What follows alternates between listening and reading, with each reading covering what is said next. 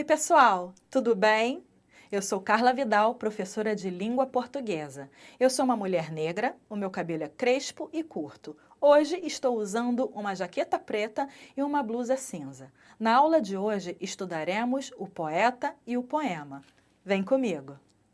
De todos os seres vivos que habitam o planeta Terra, o homem é aquele que modifica radicalmente o espaço onde vive.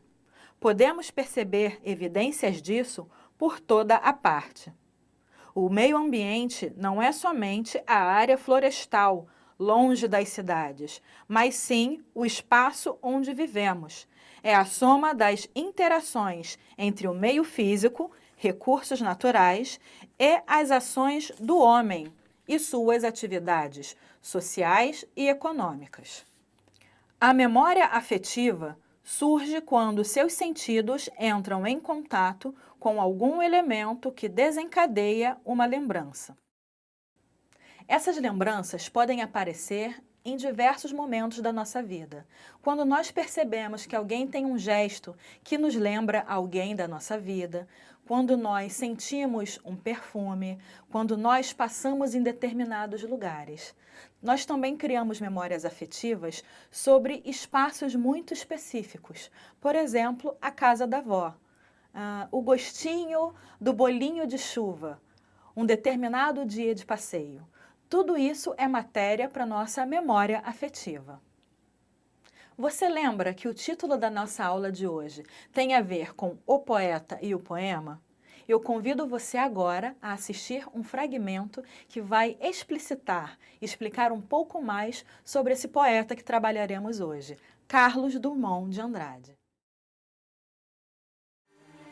Carlos Drummond de Andrade nasceu em 31 de outubro de 1902, na cidade de Itabira, em Minas Gerais. Por isso sou triste, orgulhoso, de ferro, confessou no poema Confidências do Itabirano. Nono filho do fazendeiro Carlos de Paula Andrade e de dona Julieta Augusta Drummond de Andrade, o poeta estudou em Belo Horizonte e em colégio jesuíta de Nova Friburgo, no Rio de Janeiro, do qual foi expulso por insubordinação mental em 1919. 2 anos depois, teve seus primeiros trabalhos publicados no Diário de Minas. Ligado a escritores do movimento literário modernista mineiro, fundou com eles, em 1925, a Revista, a primeira publicação modernista do Estado. No mesmo ano, casou-se com Dolores Dutra de Moraes, companheira de toda a vida, e formou-se na Escola de Odontologia e Farmácia de Ouro Preto.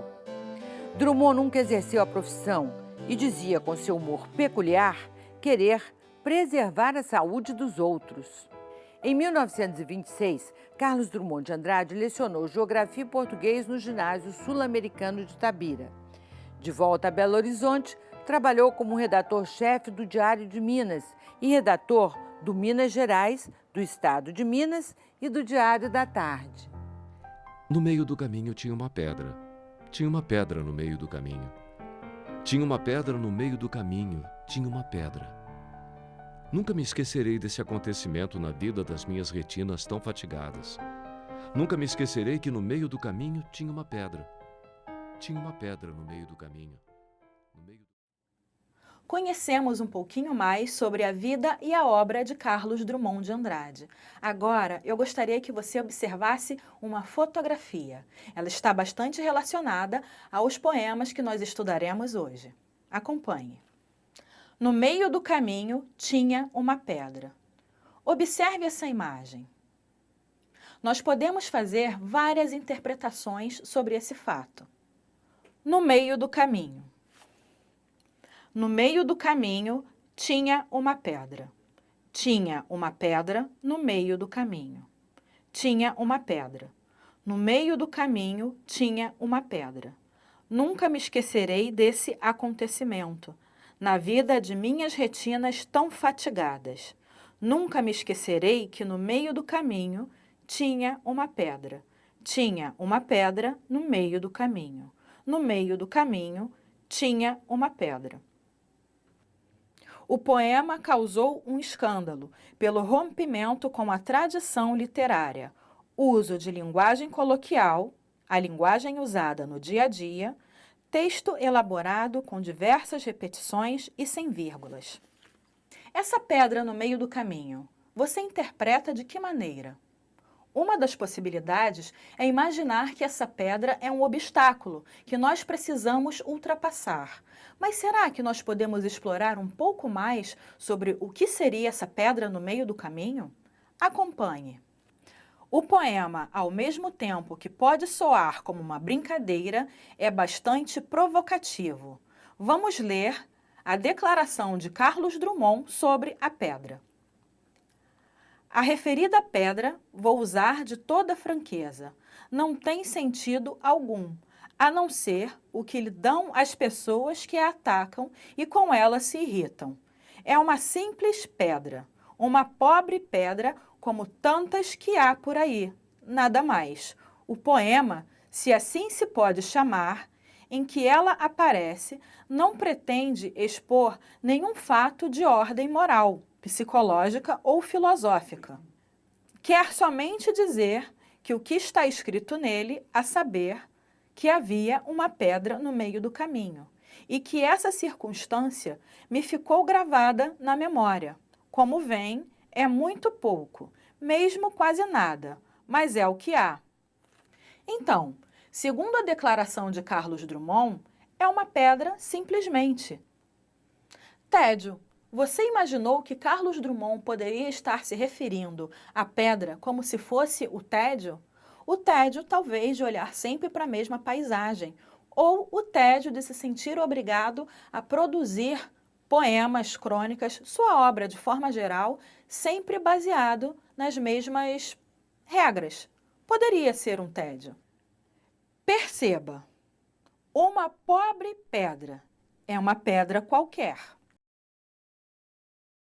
O poema, se assim se pode chamar, no meio do caminho é um poema fora dos padrões para a época.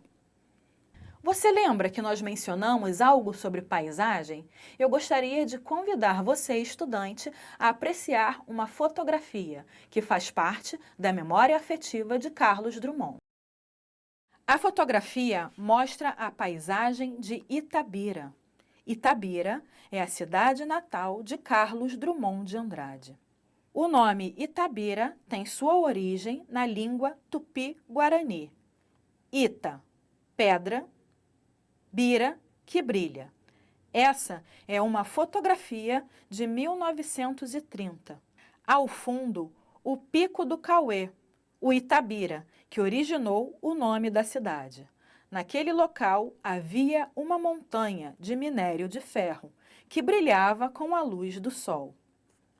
O lugar onde vivemos pode ser nossa fonte de inspiração. Você já parou para pensar se nós, seres humanos, estamos cuidando bem do nosso entorno? Será que estamos sendo amigos da natureza? Agora eu convido você ao segundo poema. Vamos analisar. Montanha pulverizada.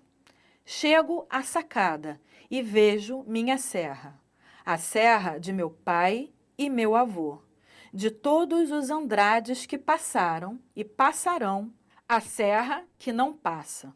Era coisa dos índios e a tomamos para enfeitar e presidir a vida, neste vale soturno onde a riqueza maior é sua vista e contemplá-la. De longe nos revela o perfil grave. A cada volta de caminho aponta uma forma de ser, em ferro, eterna, e sopra eternidade na infância. Esta manhã acordo e não a encontro, britada em bilhões de lascas, deslizando em correia transportadora, entupindo 150 vagões, no trem monstro de 5 locomotivas, o trem maior do mundo, tomem nota. Foge minha serra, vai, deixando no meu corpo e na paisagem mísero pó de ferro, e este não passa.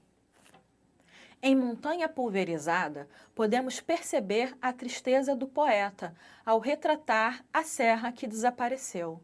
E essa serra desapareceu em pó de minério. Por conta da mineração, uma serra foi pulverizada. Você prestou atenção na gravidade desse momento?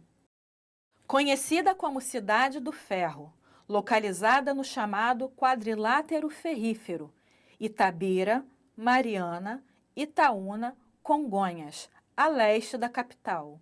Itabira fica a 110 quilômetros de Belo Horizonte. Ao fundo, podemos ver o buraco, deixado onde se erguia antes o Pico do Cauê. Na aula de hoje, aprofundamos nossos conhecimentos sobre o poeta Carlos Drummond de Andrade, sua vida e obra. Percebemos como o ambiente que nos rodeia pode também ser fonte de inspiração. Lemos e analisamos os poemas No Meio do Caminho e A Montanha Pulverizada. Agora, fique ligado no desafio. Pesquise outras obras de Drummond, poemas, crônicas, etc., que tenham a natureza, o entorno e a memória afetiva como inspiração. Então é isso, pessoal. Chegamos ao final de mais uma aula, o poeta e o poema. Hoje fizemos uma reflexão sobre a ação do homem no meio ambiente. Preste bastante atenção, você também tem responsabilidade. Até a próxima aula. Tchau, tchau.